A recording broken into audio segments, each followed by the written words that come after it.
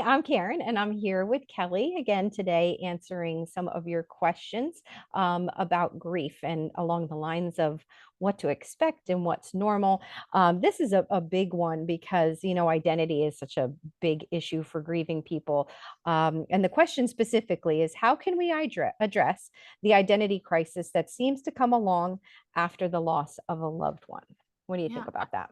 Well, there's so many different things I've been thinking about that I could answer with this. And one of the things that first comes to mind is something that I used to do when I worked at hospice. So this was many years ago. And Karen, you may have actually seen this handout, and I don't even remember who it was, so I can't even give credit to it. But it showed like two circles interconnected, right? And it showed you and your loved one, right? And that connection. And then when somebody dies, obviously their circle is gone, but part of your circle is missing too. Mm, And then over time, your circle becomes whole again, but it never looks the same way as it did before. yeah, Right. that's right. And I think it's always a it's a good reminder to say, like, a part of you feels like it's missing. Yeah. And part of you has maybe changed, and maybe you're never going to be the same as you were before this loss.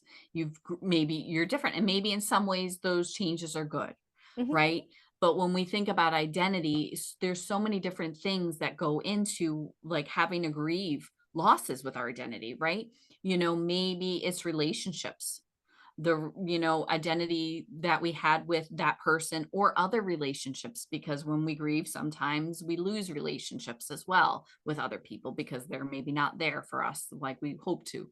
Sometimes there's that financial identity, right? Who am I now? Mm. Without this income, without this person, especially if it was a spouse, maybe. Do I have to sell my home? What does that mean for me? It really comes down to who am I now? Yeah. Right? And who do I wanna be moving forward? And I think it's just embracing that, and those identity pieces. I think it's also honoring all the secondary losses that come along with a loss, with a death, right? You have your primary loss that you have to grieve, but all these secondaries, and some of those are those identity pieces. Yeah. And just, just because you may feel like you're different now, yeah, you may stay.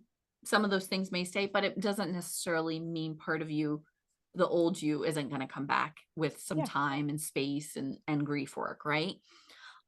But I also think, oh goodness, I just lost my train of thought. But identity is a big thing, and we just have to like kind of identify what was it before, who am I now, and where do I want to be? Yeah. And what does that look like? And what can I do to get there? Yeah.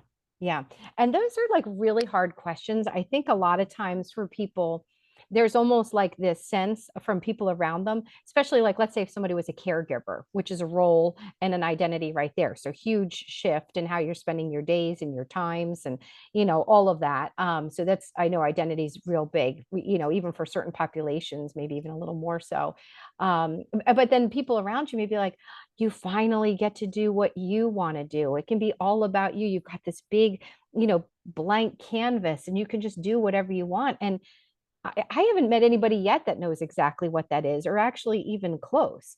I mean, the bottom line is that through time, through adulthood, we kind of learned that in order to like be with other people and live with other people, we have to kind of like suppress our wants and needs. The only people I know who talk about it are like my daughters who are like 17 and 21. Like, this is what I want to do when I'm older. This is what I'm interested in. And it's almost kind of sad that we kind of start to forget and lose some of that because we have to live with other people and especially again like maybe let's say a caregiver or even just in a marriage, there's a lot of compromises.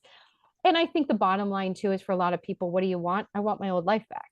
it Exactly. was it was fine. Wasn't perfect, but it was just fine the way it was. So you're asking a person to like totally recreate their whole life when they are exhausted, have no energy, no creativity, not a lot of motivation or interest, frankly, even in things that used to interest them. Yeah. So I think that's where that identity part is just like so hard because you're also trying to figure it out at an especially difficult time. And I think it's interesting because again, like there are times in your life where it seems appropriate to be asking the who am I now question, but then I think we think it's answered. and like, Mhm. this is it, this is who I am, and it's all settled. And then you're asking it again, and maybe very late in life, and that's like a huge surprise that you have to sort of restructure, or Yeah. like pretty much start over, it may feel like. Yeah, absolutely. And I think it's all those different areas of our identity, right? That we do need to explore, even like spiritual identity, right? This may be questioning your faith or your belief. And so that may even look different. I know I had one woman, she wasn't feeling supported by her church. So Mm, she was having to find a new church community. And that was a community she had been a part of for years. And so even that felt different, that identity piece. yeah.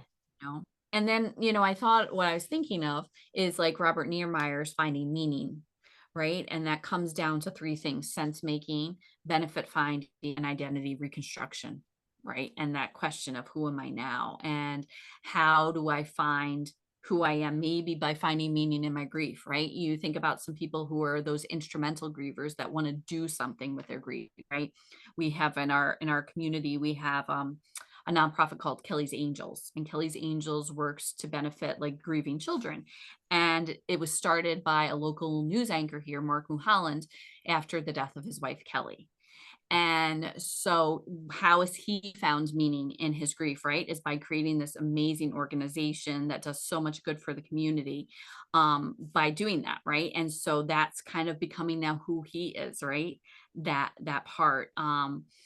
And so there's you have to think about that. And that's finding meaning in grief is not like it's not always easy, and it's not always right away. It's a very long process that can take many years. And I think that identity piece is just part of it. As we may not know who we are right away after somebody dies, and that's okay. And Yeah. even a year later, we may not know. And maybe, in time, things change, and sometimes things go back to the way they were, and that's okay as well. Yeah. Yeah.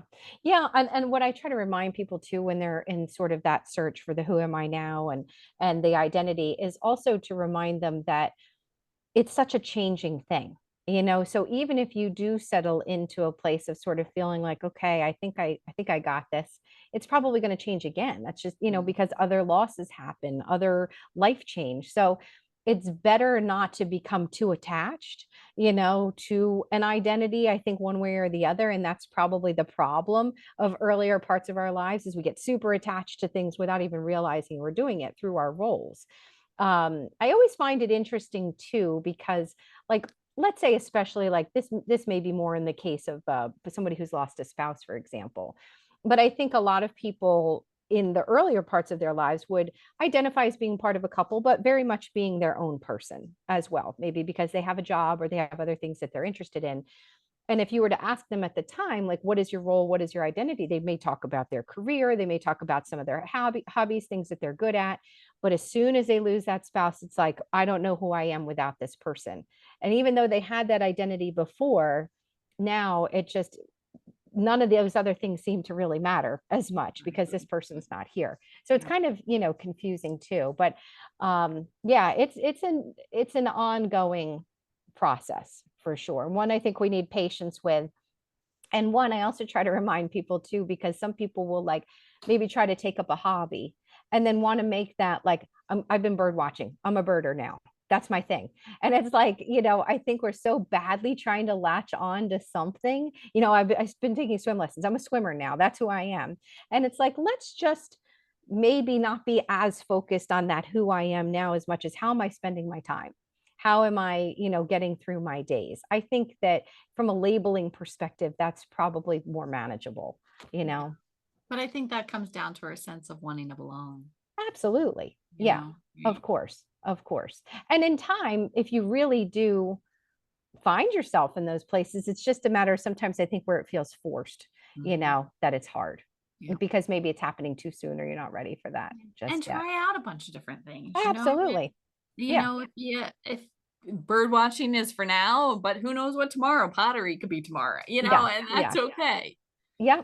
Absolutely. Absolutely. So yeah, I mean, it's definitely a process, and important for people to know that if they're earlier on, to me, while there aren't specific times or phases, this is one of those kind of later to the point that if you find yourself kind of early on thinking about it, it's like, let's sort through the other Yeah, stuff before we even get I there. agree. I Yeah. agree. Yep. Yeah. So, okay, Kelly. Well, I appreciate, your response on that. There's a lot to think about and certainly a lot to talk about for sure. So thank you. I'll see you again next time.